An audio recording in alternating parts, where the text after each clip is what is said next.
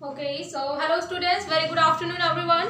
As you know, I'm your science teacher and here I'm just going to take a class of class 10th. Okay, so students, as you know, I have completed your chapter 3rd, belong to the chemistry, and today I'm just going to telling you about chapter 4, which is also belong to the chemistry, and the name of chapter 4 is a carbon compound. Okay, so students, before going to start this topics, I'm telling you what is the syllabus of this chapter. Okay, so students, you know, because due to the COVID-19 your syllabus is reduced, and in a fourth chapter of the chemistry, that is a carbon compound, only three main topic you have to read for the exam. Okay, so what are these topic? These are, I have written here बेटा, आपको जो पढ़ना है सबसे पहला जो topic है आपका कार्बन एंड कंपाउंड का, उसमें आपका फर्स्ट टॉपिक है covalent bonding in carbon compound. Okay, so बेटा आपको कार्बन कंपाउंड में कोवेलेंट बॉन्डिंग होती है उसके बारे में स्टडी करना है. इसी से रिलेटेड आपको क्वेश्चन आएंगे. ठीक है, तो जैसे कोवेलेंट बॉन्डिंग होती है उसमें कार्बन में बॉन्डिंग किस तरह से होती है, what is the property of covalent bonding, और उसके साथ ही जो कार्बन में कोवेलेंट बॉन्डिंग होती है वो कितने टाइप से होती है. ठीक है, तो इसकी आपको स्टडी करना है. इसी से रिलेटेड जो आपके एनसीईआरटी में क्वेश्चंस है उसको आपको सॉल्व करना है. क्लियर. और आपका जो सेकंड टॉपिक होगा बेटा, this is the versatile nature of a carbon compound. Okay, so the second property of the carbon compound that is known as a versatile nature of a compound. तो बेटा आपको जो second topic इस lesson का पढ़ना है वो carbon compound के बारे में अपन स्टडी कर रहे हैं. तो कार्बन कंपाउंड की जो वर्सेटाइल नेचर होगा उसके बारे में स्टडी करना है और इसी से रिलेटेड आपके एग्जाम में क्वेश्चन आएंगे. ठीक है, उसके बाद जो आपका थर्ड टॉपिक है that is a homologous series. Okay, so बेटा आपका जो थर्ड एंड लास्ट टॉपिक होगा जो कि आपको इस चैप्टर में पढ़ना है वो क्या हो जाएगा, होमोलॉगस सीरीज. ठीक है, और इसी से रिलेटेड जो भी क्वेश्चन आपके में एनसीईआरटी में दिए हुए हैं वही क्वेश्चन आपको पढ़ना है. ठीक है, इसके अलावा एनसीईआरटी के अलावा और जो प्रैक्टिस सेट पेपर है वो भी आपको लगाने हैं. ठीक है, तो आपको ज्यादा इस चैप्टर के लिए परेशान नहीं होना है क्योंकि बहुत सारा एनसीईआरटी में दिया है, but because of syllabus is reduced तो ओनली आपको 3 टॉपिक ही फोकस पे रखना है और यही टॉपिक को आपको अच्छे से पढ़ना है. ठीक है, तो चलिए स्टार्ट करते हैं आज का हम पहला टॉपिक. सबसे पहले लेसन को इसका जो फर्स्ट टॉपिक है उसको बताने से पहले मैं थोड़ा सा तुम लोगों को कार्बन एलिमेंट्स की इंट्रोडक्शन बता देती हूँ. ठीक है, ये जानना जरूरी है. सो हम लोग पहले बात करते हैं कार्बन एलिमेंट के इंट्रोडक्शन की. ठीक है, सो अब देखो क्या होता है कि हम लोगों ने पढ़ा था अभी मेटल्स एंड नॉन मेटल्स में. ठीक है, अभी आप लोग इस चैप्टर के बाद पीरियोडिक टेबल पढ़ोगे जिसमें क्या होता है, जो एक पीरियोडिक टेबल होती है उसमें एस ब्लॉक के एलिमेंट जनरली मैंने क्या बताया था वो मेटल्स होते हैं. ठीक है, और जो पी ब्लॉक के एलिमेंट होते हैं वो नॉन मेटल्स होते हैं. ठीक, तो वहां पे क्या हुआ, वहां पे जो ग्रुप 14 का एक एलिमेंट है दैट इज अ कार्बन. ठीक है, तो कार्बन, क्योंकि मैं आपको थोड़ा सा कार्बन के बारे में ये बता दूं कि एक्चुअली में जो कार्बन होता है बेटा ये हमारे जितनी भी सब्सटेंस प्रेजेंट है उसमें 95% कार्बन होता है. कहने का मतलब है कि जितने भी सब्सटेंस है, इवन हमारी तो बॉडी है ना, हम जो न्यूट्रिएंट मटेरियल लेते हैं, हमारे जो क्लॉथ बनते हैं, हमारे जो डिफरेंट टाइप के सब्सटेंस बनते हैं वो सब उनमें कार्बन का कॉन्स्टिट्यूएंट बहुत ही ज्यादा होता है. इस वजह से साइंटिस्ट ने क्या किया है, कार्बन की स्टडी के लिए, क्योंकि उसका जो नेचर है, वैसे तो कार्बन नॉन मेटल है बट उसका नेचर जो होता है, उसकी जो प्रॉपर्टी होती है वो काफ़ी डिफरेंट होती है, स्पेशल प्रॉपर्टी होती है, और साथ ही साथ इसका कॉन्स्टिट्यूएंट हमारे पूरे सब्सटेंस में बहुत ही अधिक होता है. तो इस कारण से केमिस्ट्री में एक अलग सी ब्रांच बना दी गई है उसकी स्टडी करने के लिए. कार्बन और कार्बन से बने कंपाउंड की स्टडी करने के लिए उसको ही ऑर्गेनिक केमिस्ट्री कहा जाता है. ठीक है, तो बेटा मैं आपको बता दूं, अभी आप 10th क्लास में केवल ऑर्गेनिक केमिस्ट्री में एक पार्ट पढ़ रहे हो, एक लेसन पढ़ रहे हो, और बाद में आप आगे की क्लासेस में अगर केमिस्ट्री साइंस स्ट्रीम से आप आगे बढ़ते हो तो उसमें आपको केमिस्ट्री अलग आपको सब्जेक्ट ही पढ़ना पड़ेगा. ठीक है, अभी ये कंबाइन है, 11th से ही आपकी केमिस्ट्री अलग हो जाएगी जिसमें आप ऑर्गेनिक केमिस्ट्री का अलग सेपरेशन स्टडी करोगे. ठीक है, सेपरेट स्टडी करोगे. ओके, सो इसलिए आपको सबसे पहले ये ध्यान रखना है कि स्टडी ऑफ कार्बन कंपाउंड अपन किस में करते हैं, तो ऑर्गेनिक केमिस्ट्री के अंदर हम कार्बन के कंपाउंड की स्टडी करते हैं. ठीक है ना. अब चलिए आप बात करते हैं थोड़ा सा कार्बन के बारे में. तो कार्बन मैंने आपको बताया है ये आपका पी ब्लॉक का एलिमेंट है. ठीक है, ये सब बच्चों को नोट कर लेना है, carbon is a element of P block. ठीक है, अब उसके बाद हम सेकंड बात करते हैं. सो बेटा कार्बन का atomic number and atomic mass की बात करते हैं. क्लियर. सो कार्बन का एटॉमिक नंबर 6 होता है एंड एटॉमिक मास होता है 12. ठीक है, अब इसकी बात करें कार्बन में बॉन्डिंग किस तरीके से होती है.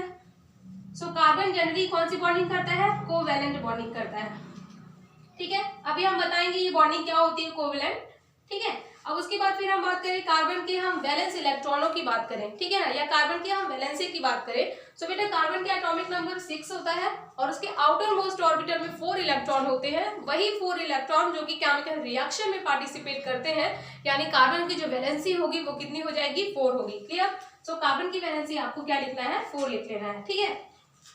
इसके अलावा इसका मास तो हमने आपको बता दिया है। आगे इसकी प्रॉपर्टी पढ़ेंगे तो कार्बन का melting point and boiling point, ठीक है। तो ये दोनों ही इसका मेल्टिंग एंड बॉइलिंग पॉइंट है। इसको आप लोग, इसका डेटा जनरली पूछता नहीं है, इसलिए आप लोगों को बस पता होना चाहिए कि इसका जो कार्बन का मेल्टिंग एंड बॉइलिंग पॉइंट होता है, क्योंकि मेटल्स की तुलना में जनरली कम होता है, लेकिन अदर नॉन मेटल्स की तुलना में थोड़ा सा हाई होता है। वो जैसे कि हम बात करें ग्रुप 13, 14, 15, 16, तो कार्बन में कोवैलेंट बॉन्डिंग होती है। तो जनरली जो कोवैलेंट बॉन्डिंग होती है उसका मेल्टिंग एंड बॉइलिंग पॉइंट क्या होते हैं, बहुत ही ज्यादा हाई नहीं होते हैं, मिनिमम या मीडियम साइज के होते हैं, ठीक है ना। तो आपको इसको नोट कर लेना है। इसकी वैल्यू है बुक में लिखी हुई है, सो उससे आपको याद भी कर सकते हो, जनरली वैल्यू पूछी नहीं जाती है, ठीक है। तो चलिए, ये थोड़ा सा इंट्रोडक्शन था कार्बन का, ठीक है। इसके अलावा एक चीज और आपको ध्यान होना चाहिए, जो कार्बन कंपाउंड होता है बेटा जनरली, सॉरी कार्बन एलिमेंट जो होता है वो क्या होता है, उसके 3 एलोट्रॉप्स पाए जाते हैं, ठीक है। 3 एलोट्रॉप्स पाए जाते हैं और साथ ही साथ इसके 3 आइसोटॉप्स भी पाए जाते हैं। तो ये चीज आपको ये नॉलेज में होना चाहिए, कभी कभी ये ऑब्जेक्टिव क्वेश्चन में आ जाता है, ठीक है। तो हम सबसे पहले एलोट्रॉप्स की बात करें तो कार्बन के जो एलोट्रॉप्स होते हैं बेटा वो 3 होते हैं, that is a diamond, graphite, ठीक है, diamond, graphite and fluorine, okay. So carbon की जो नेक्स्ट प्रॉपर्टी के अंदर आप क्या करेंगे, कॉपी पे general introduction of the carbon लिख लेंगे, ठीक है। उसके बाद आप डायरेक्ट लिख लेंगे it is the element of P block, ठीक है। देन आफ्टर इसका एटॉमिक नंबर लिख लेंगे, एटॉमिक नंबर 6 होता है, एटॉमिक मास 12 होता है, क्लियर। उसके बाद आप क्या लिखेंगे, इसमें कोवैलेंट बॉन्डिंग होती है, melting point and boiling point की वैल्यू दिया हुआ है बुक से, उसको लिख लेंगे।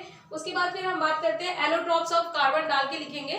तो कार्बन के 3 एलोट्रॉप्स होते हैं, तो आप कैसे लिख लोगे, कार्बन हैज 3 एलोट्रॉप्स, ओके। कौन कौन से एलोट्रॉप्स हो जाएंगे, diamond, graphite and fluorine, clear. So बेटा डायमंड, ग्रेफाइट एंड फ्लोरीन इसके एलोट्रॉप्स है। तो एक क्वेश्चन तुम लोग के में अराइज होगा कि व्हाट इज द एलोट्रॉप्स, है ना।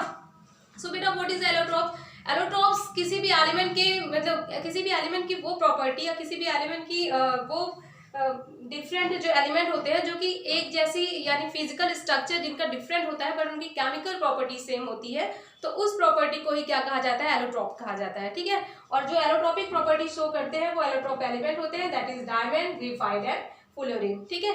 इनका आप लोग फिजिकल स्ट्रक्चर देखेंगे तो इनके फिजिकल स्ट्रक्चर में क्या होगा, डिफरेंस होगा, लेकिन क्योंकि ये तीनों ही कार्बन के एलोट्रॉप्स है, कार्बन से ही मिलकर बनते हैं, तो इस वजह से इनकी जो केमिकल प्रॉपर्टी की अपन स्टडी करेंगे तो क्या होगा, केमिकल प्रॉपर्टी में सिमिलरिटीज होगी, okay. So always remember physical property different होती है लेकिन केमिकल प्रॉपर्टी सेम होती है, उसी को हम उनके एलोट्रॉप्स कहते हैं।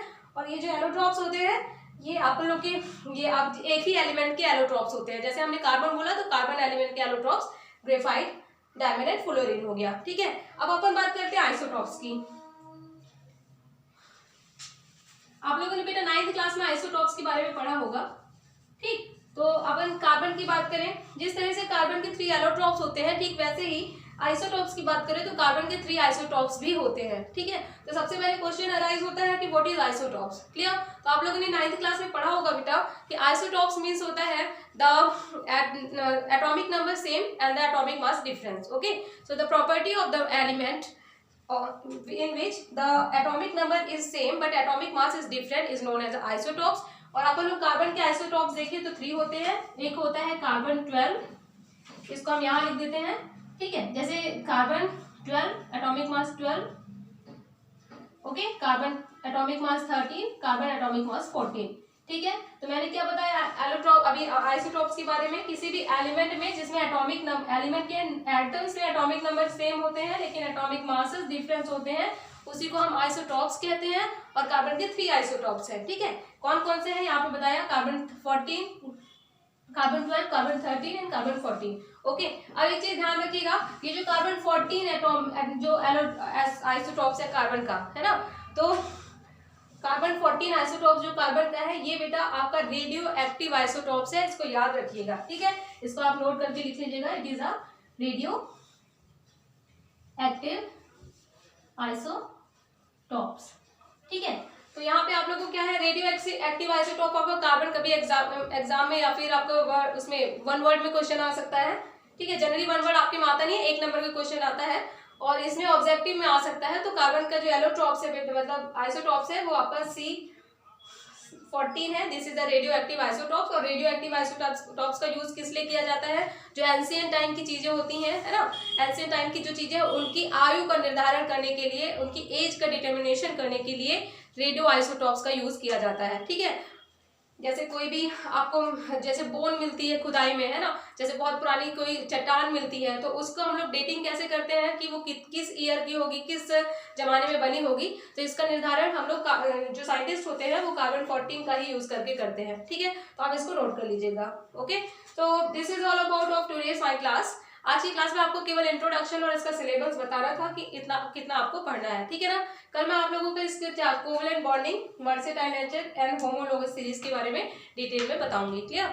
यहाँ पे एक बार मैं फिर से रिवाइज कर देती हूँ, आपको लिखना कैसे है, इंट्रोडक्शन डालिएगा, उसके बाद फिर ये जो प्रॉपर्टीज मैंने बताई है पॉइंट वाइज लिख लीजिएगा, क्लियर। साथ ही साथ एनसीईआरटी की रीडिंग करने के बाद इस टॉपिक से रिलेटेड अगर कोई भी शॉर्ट क्वेश्चन आपके में है उसको आप पढ़ लीजिएगा, ठीक है। So this is all about of my today's class and this is ending time of my today's class. Thank you and have a nice day.